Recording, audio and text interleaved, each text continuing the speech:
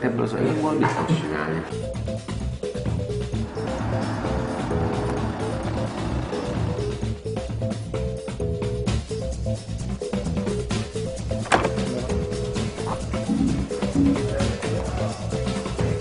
Hát egyszer 2 évig, meg van, amit kétszer 1 évig.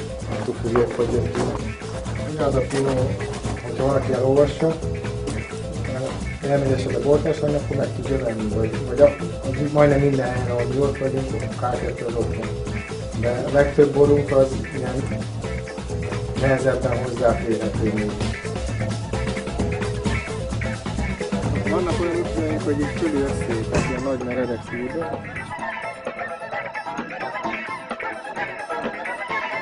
A tavaly tökéletes élünk. Ennek kell rúgni. Ez az Isten egyensúly. Nem tudod mit csinálni. Egyik évben tökéletes.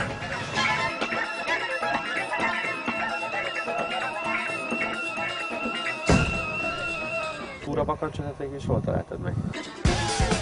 Nem azért az én cipőm jobban néz ki, mint a tiéd. Erről van szó. Tökéletes.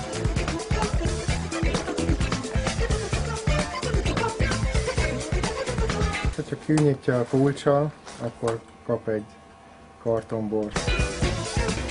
Ez volt a könnyebb. Ez volt a könnyebb. Erre nem volt szó, hogy melyiket.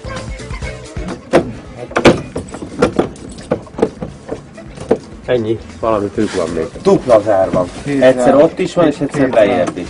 Nem úgy van, tehát nem kétszer kell körbe, hanem és akkor alul fölül van egy zár. Az egyiket arra nyitod, másiket. Megyünk tovább, mert rövid az idő.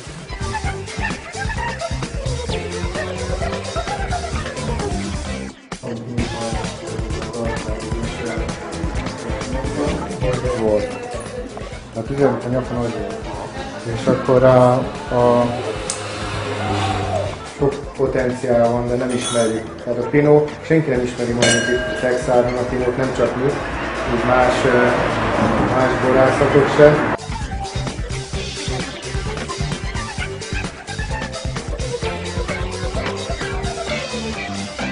Köszönjük még egyszer. Vigyázzatok az úton, 180 alá nem mutatom, de így a 2-2. Viszontlátásra!